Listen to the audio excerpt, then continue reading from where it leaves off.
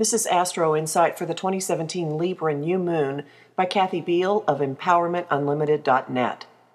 The new moon takes place on October 19, 2017 at 12:11 p.m. Pacific Daylight Time, 3:11 p.m. Eastern Daylight Time, 7:11 p.m. Greenwich Mean Time at 26 degrees Libra, 35 minutes. Relationships, agreements, and social compacts are up for refreshing under the Libra new moon, with some tweaks and twists specific to this year's model. The task of coexisting with others has undergone profound shakeups in the past 5 years.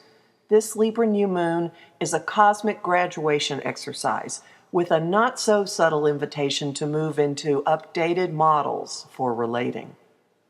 This is the last Libra new moon in our lifetimes that takes place with radical, liberating change agent Uranus in the opposing sign of Aries.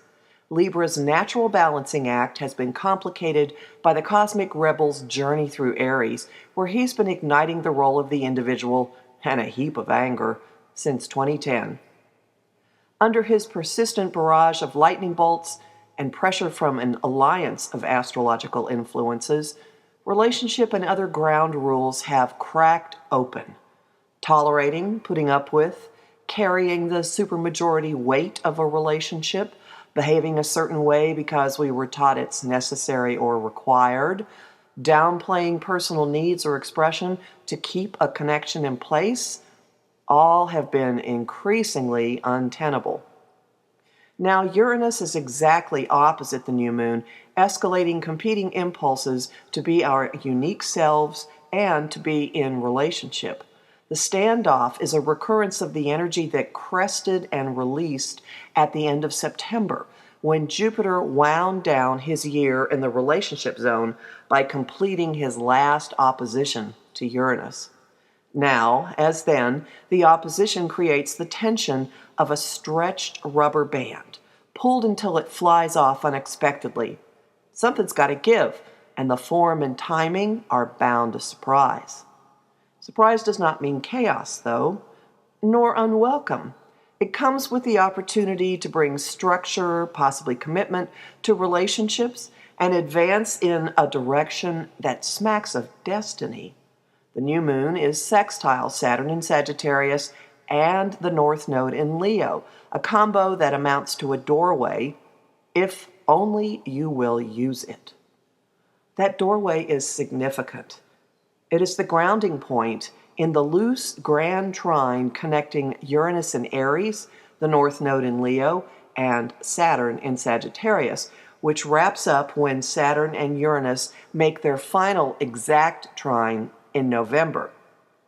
That free-flowing fire has been awakening self-actualization since the first trine occurred last December, and it's only gained in fervor since the North Node and the eclipses in Leo joined in this year. Ironically, the means of harnessing that individualizing fire is via other people, with the sextile from the Libra new moon turning the grand trine into the more manageable configuration of a kite. The quality of the interaction with other people is the key. This Libra new moon opens onto the relationship dynamic you have been seeking, the one that fuels and indeed requires full expression of your being. We're playing a cosmic version of Mystery Date, the 1960s board game that had players collect cards to open the door. Anyone else hear the advertising jingle? And see which young man awaited. Would it be the cute surfer dude, the loser, the dreamboat with tuxedo and corsage? The energetic equivalent of the one you want, and no, it's not the loser, is on the other side of the door now. You know what it is. You know what you want to experience in energetic terms, and likely a number of specifics as well. And the new moon's ruler, Venus, goddess of love and desire, supports you. Venus is in her home base of Libra, too far from the new moon to aspect it, but nonetheless palpably at the party. She has arrived home with unusually clear ideas of what she wants and needs, which she handed off to Mars, her counterpart and handyman, and the ruler of our drive, when they met last month in Virgo.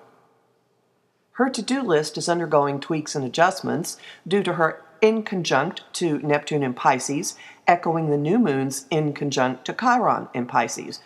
Not taking on others' wounds and baggage may be part of the new protocol, figuring out a way to connect without being engulfed, to be in a relationship but not of it. Mars is still carrying out the marching orders he and Venus agreed on last month. On the far side of a square to Saturn, he has been pushing to clean up belief systems and to behave in accordance with our moral compass. Mars is adding just do it pressure to the sextile from the new moon to Saturn, while also making a growth aspect to the new moon. Make that just do it with a chaser of you can do it. This new moon promises a noticeable turning point from the fieriness that has consumed us this year and toward alliances that are stabilizing without stifling. Yes, the prospect is scary. With Jupiter now conjunct Mercury in the intense and mysterious waters of Scorpio, communication is poised to plunge into intimacy, which stirs issues of trust and betrayal, as well as riling the monsters that dwell beneath our surfaces. Bearing our souls is terrifying because it holds the prospect of betrayal, rejection, or abandonment.